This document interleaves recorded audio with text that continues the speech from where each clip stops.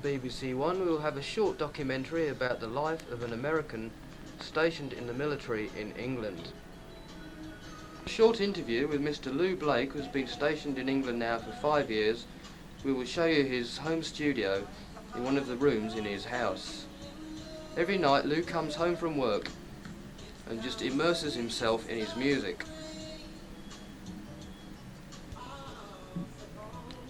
Okay, Lou, so you've been in England now for 5 years. So how are you coping with the British way of life? Well, I pretty much like it. It's kind of laid back. But most of the time I get myself involved in my music, so I have a few British friends, and but mainly I spend most of my time in my studio making music. And how often would you say you do spend in your studio? Well, on average, after an 8-hour day at the job, I spend maybe 4 or 5 hours. And while you're in your job, do you find yourself thinking about the music a lot? Always. But only thing I have to look on is just, well, I have 2 years left, and I can devote all my time to my music. Yes, and I guess you can't wait for that, really. Oh, no, really. Can't come soon enough, but I guess time is on my side, so all I have to do is just wait. Well, 2 years will soon pass. You say while you're at work you're always thinking about the music. Does it interfere with your work at all? No, it doesn't, because like at times, you know, things get kind of rough. I'll start thinking about my music, or I'll take a break, go jogging maybe about 6 miles, and during that time, I think of little bits of music, my music, or someone else's music, and then at that time I try to put something together when I get home to give me an idea. So, what style of music would you say yours is? Well, I guess it's a bit hard to say. I'm dance music, easy listening, whatever you want it to be, it could be that. Yes, and is this just a hobby, or have you got any more ambitions for the music? Well, someday I hope to have my own production company, or at least before I leave England, get some of my material published. And what sort of steps are you taking to achieve this? Oh, well, I've been around meeting bands, what have we, and in one band that I work in particular is Midnight Band, and we've come to be pretty close, and all of them my mates, and I've done quite a bit of collaboration with them, and so through them and my ideas, hopefully before I leave here, possible I can get a publishing contract. Yes, and the Midnight Band, are these a British band or American band? No, it's a British band, very British band. And have you been doing anything lately with this band? Well, about, let's say 6 months ago, we went in the studio. It's kind of funny how it happened. I got a call from the keyboard player, Paul. He says, hey Lou, we're going to do some tracks, and would you come down and do some vocals? I said, well, sure, what I got to lose? And I said, well, what type of vocals would I be doing, and what type of cover song would we be doing? He said, oh, well, we're going to be doing a Buddy Holly tune. And I kind of like laughed it off. I said, me singing Buddy Holly? I said, come on, give me a break. And he convinced me, say, sure, come on down. So with that, I went down. I said, well, what the heck, what I got to lose? And that right there started one thing for another, It came out to be really good. We did several tracks while I was down there, but the one in particular was Old Boy. And I was really astounded after the whole production, because like we started off doing a song with just guitar and vocals, and then like that was about a week, and then a week later I came back. I heard this rhythm track, I walk in the studio, and they says, I asked them, I said, well, what was that? They said, well, that's the rhythm track to Old Boy. I said, come on, give me a break. How can we fit all those vocals that I did into that? And then all of a sudden they just mixed the vocals right on in, and it was just started coming together, and it came out to be a really good cover tune. I think it was the best that I heard the whole year, because at that time all artists were putting out cover tunes. And then along with that, we did a little bit of production with this other act with DJ Munch that we produced a year earlier up in Nottingham. Yeah, what sort of music did DJ Munch do? Well, he was mainly rap, but his style was a bit of the old style, but with 80s taste of music-wise. But we came out with some really nice tracks. Yes, so a combination of American and British music British worked music. well, did it? Yes, it did. It was a good combination. Good combination. So I hear in Thetford you're quite a celebrity in having your own home studio up in one of your rooms. Could you tell us a little bit about that? Yeah, I guess it is a bit of a novelty because it's kind of funny in a way because all my mates, they know me and they know of me. And like every day people walk up to me and, well, not every day, but there's times people walk up to me and ask me, are you the one we've been hearing about? And I say, well, yeah, if it's anything pertaining to music. They say, yeah, that's me. But at any rate, yeah, I am a bit of a celebrity around here, but I would like to be a bit more. So you're going to expand on Thetford and, as we say in Britain, first Thetford and then the whole of England. Well, if possible, yeah, that's my goal. Because, like, I always tell my mate, my favorite mate as far as Paul, he's the keyboard player. And I always tell him, we always got to have big goals, you know. Like myself, I'm shooting for $1 million. And everything in between is good if I don't attain that. So I'm shooting for that $1 million. And if I make it, good. If I don't, I know I'll catch anything in between. But I will do it. Well, I'll certainly agree with that. Well, could you tell us a little bit about your studio? Well, it's pretty much high-tech. For a 4-track studio, it's all MIDI, and it's computerized, and the brain of it all is the Atari 1040 ST. And I'm using the Pro 24 Steinberg software. And what exactly is the Pro 24? Because I'm sure that some of our listeners will, or some of our viewers, in Well, fact, the will Pro not know. 24, it's a 24-track sequencer program software type. And it's very extensive, and it's not too much you can't do. In essence, you have a 24-track studio right in your home, which I do have. It's a bit like a tape recorder, in fact, but just using numbers to record the notes instead of actually putting the notes on tape. Yes, basically, it's like having a tapeless studio. I have 24 tracks that I use, and what I'm recording actually is data, not music in itself. It's just the data. Yes, and a track, you can put each individual part of the music on a different track, and then you can alter the volume and the sounds of these different tracks. That's correct, yes? That is correct. And as well as that, I can mix them down, I can bounce them, and I can do pretty much I want to do with them. Well, obviously today, using technology in making music has changed things a lot, especially in comparison to the old days. How do you find this change?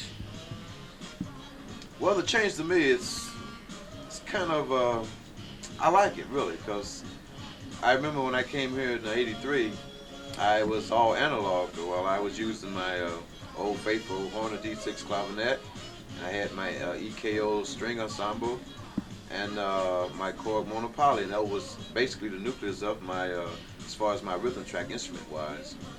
But since the advent of digital instruments and MIDI, everything has opened up doors for me and has really enhanced my sounds, especially in the drum machine department. Yes, and when you say analog, you mean this is not using any form of computers, and progressing on to digital and MIDI. This brought in the advent of using computers with electronic music. And could you explain what MIDI is? Well, MIDI is acronym for Musical Instrument Digital Interface. And what it boils down to that you can pretty much get a group of instruments each communicating with each other, providing that they are controlled by one source, which is mother keyboard, whether it be that or a computer.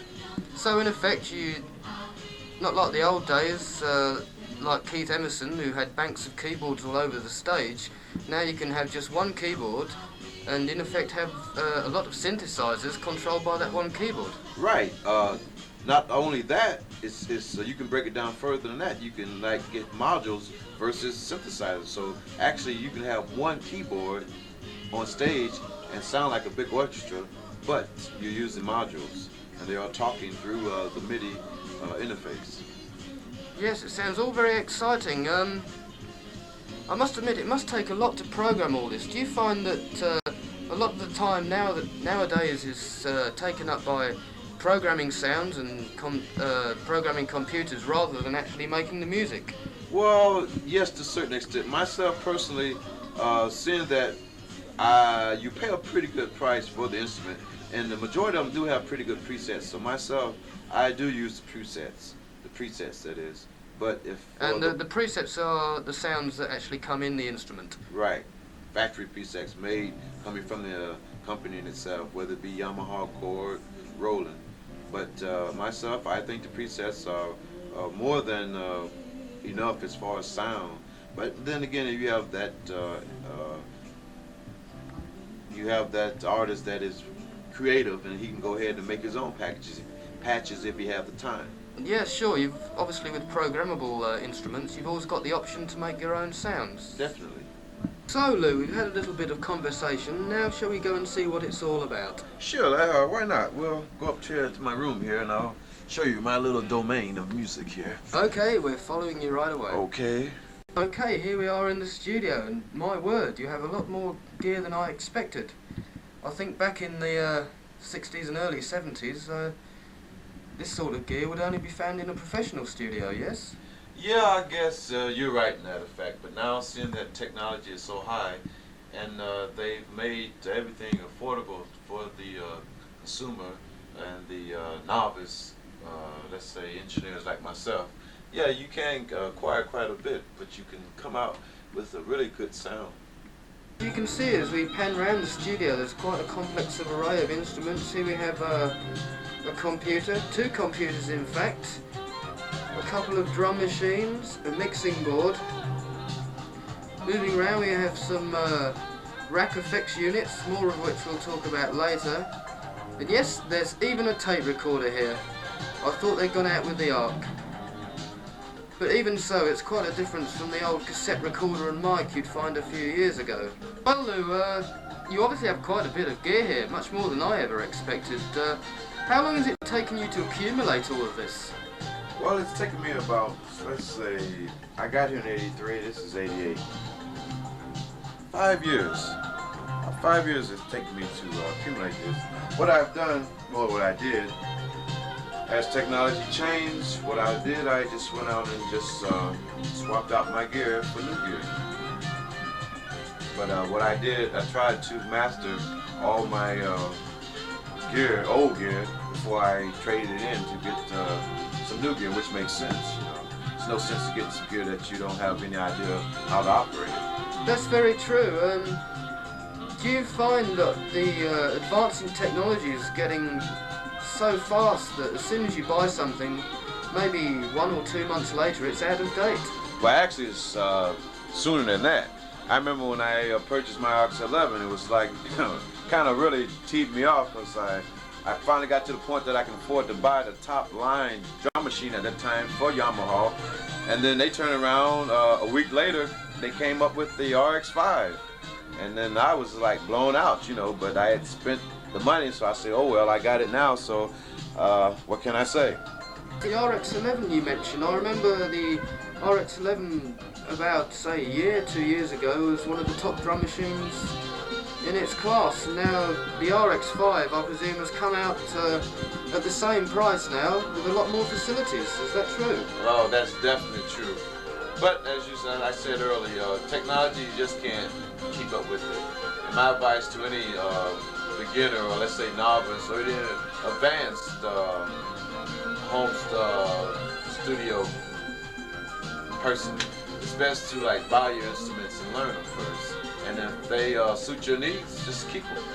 And that's what I'm doing now. I figure now it's not too much more I can buy, you know, because I have pretty good equipment, and it can give me the sounds that I need.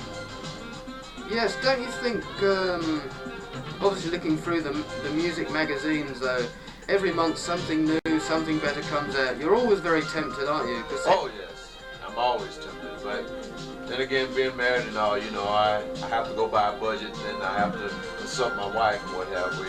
But she's been very reasonable about it. But like I said, I'm content with what I have in my studio now, and it comes out some really good products, so I can't complain about it really. Okay then, before we actually go on to the music itself, we'll have a quick rundown of some of the things in the studio. First point of interest is the computer. We'll have a quick look at that, shall we? Okay, well this looks like it's the real brain of the studio. Could you explain a little about what it actually does? Okay, what you're looking at here is the Atari 1040 ST, and In essence, it is the brains of my whole studio. What it does, it controls all my MIDI instruments, and through it I could arrange songs, I could record tracks, as many as 24 tracks. I can arrange them, bounce them, delete them as I see fit. And it really comes out as a really strong musical tool. Yes, do you find it saves time? Oh, I tell you, it saves a lot of time.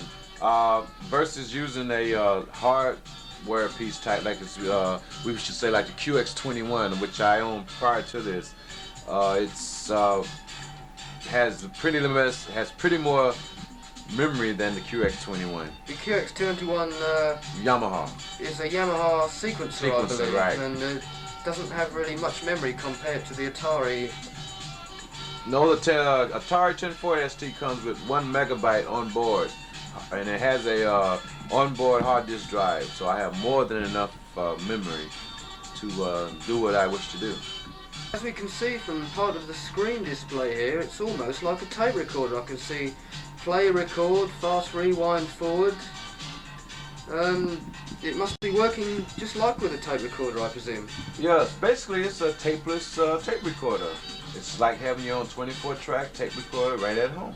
Another item of equipment which always seems to leave the layman in awe is the mixing board, and as we say in the business, the desk.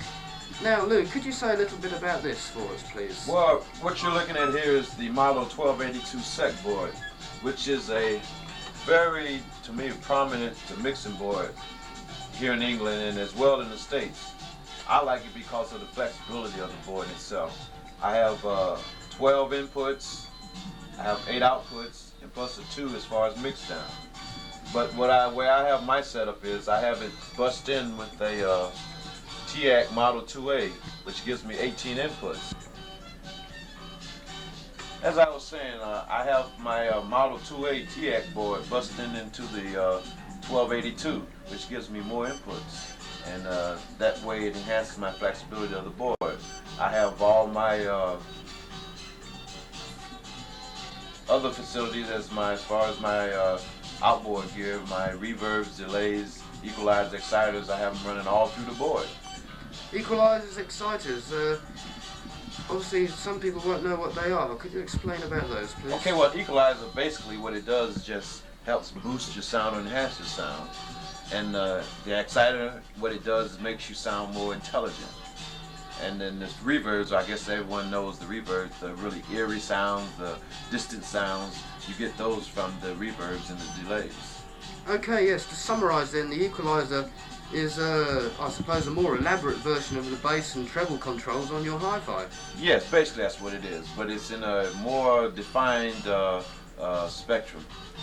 Yeah, and the reverb, nowadays you can get simulations of, say, like the Albert Hall or Shea Stadium in a little box. Now, yes. It seems amazing. Yes, it is, because myself, I use the MIDI-verb and by Alexis, and I have 63 presets.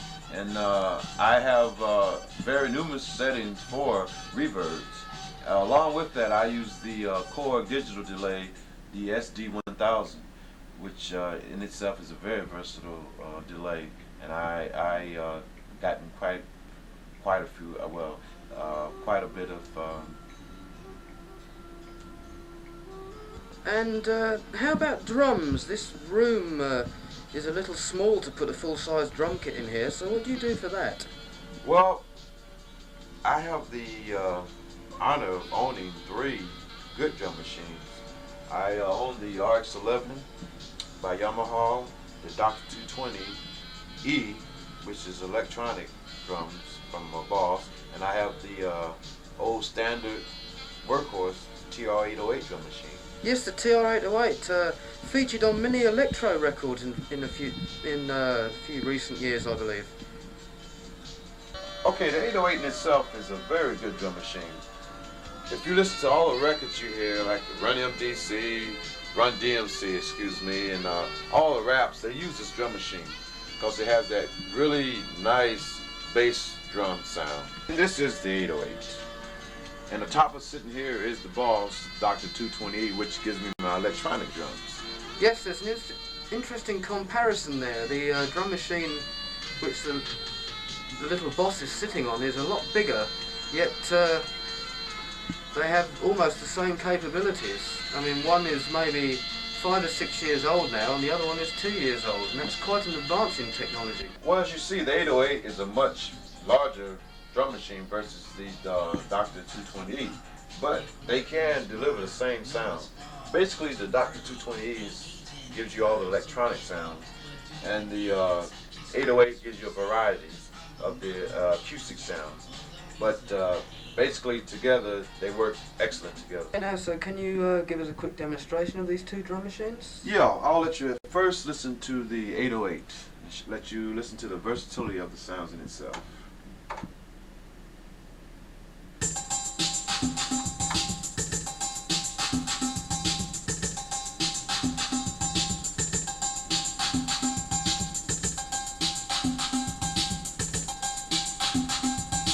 As you can hear the variety of drums going at one time.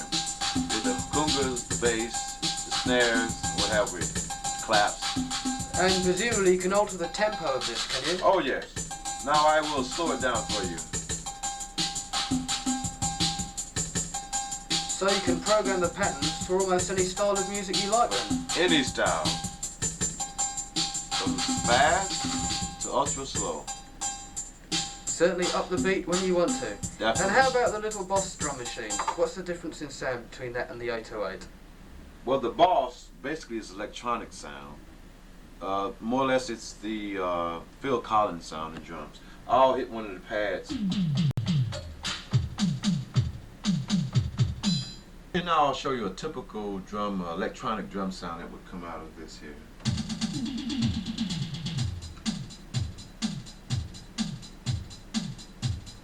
Yes, a sound heard on many R&B funk records.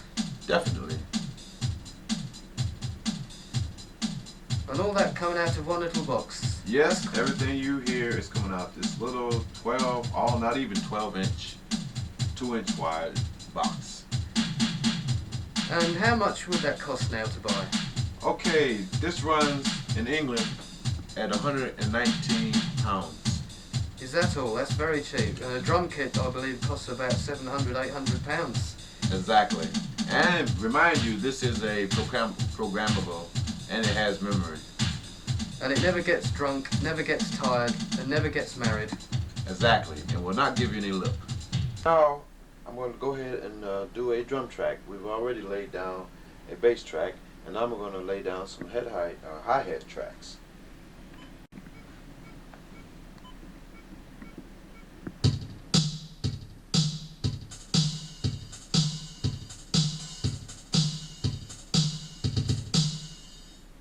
Okay, have you heard? You heard the bass drum as well as the hi-hats. Now we play it back, you'll have both. But what we did in essence, we assigned a drum to the keys here on the keyboard. And I was playing the drum in itself from the keyboard, which shows you the versatility of having MIDI along with computer as far as making music. And now we'll let you listen to the finished product.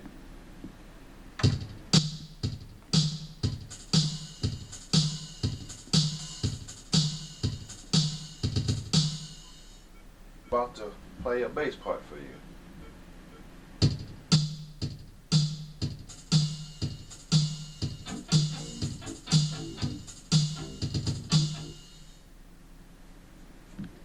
We're going to play back what we put together.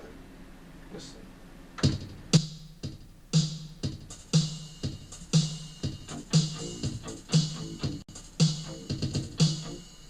Play back what we recorded.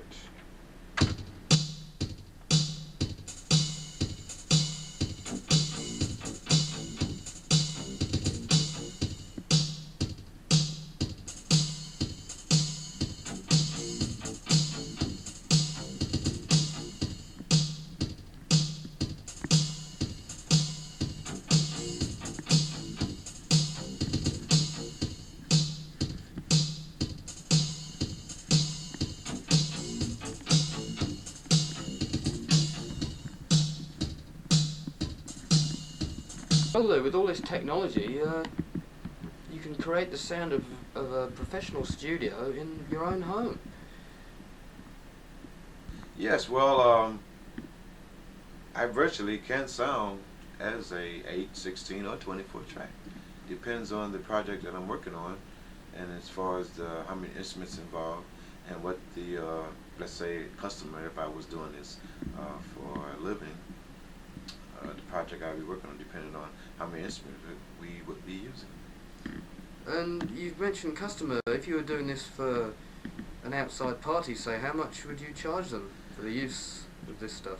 Well, I guess the going rate is variable. It varies around here in England, but I don't know. I couldn't say because I don't feel that me personally I can't give the sound that I want. I mean, the tapes that I have produced out of the studio, people have really raved over them, but it's not to my specifications. You know, I know I can get a better sound, so I don't know how much I would charge. Yeah, maybe something like £4 or £5 an hour. Yeah, I guess something like that. Yeah, which is in fact a lot less than the going rate for studios in London, which can charge up to £100 an hour. In fact, definitely, but only the key to that I can produce a sound equal, if not better. I had a brief glance at your studio, and I'd like to say thank you very much for the tour. Yes, appreciate the time you've given me. It's been a pleasure, and I hope through this someone might get inspired or might like something that they hear from my studio. Well, assuming you have the bucks, as you Americans say, there's nothing stopping you. Well, yes and no. I have the bucks, but I don't have the bucks. I don't have enough bucks. But I believe in due time, my music will get out, and it'll be right next to all the top stars, artists that you hear today on the radio. Well, let's hope so too. Thank you very much then. Thank you.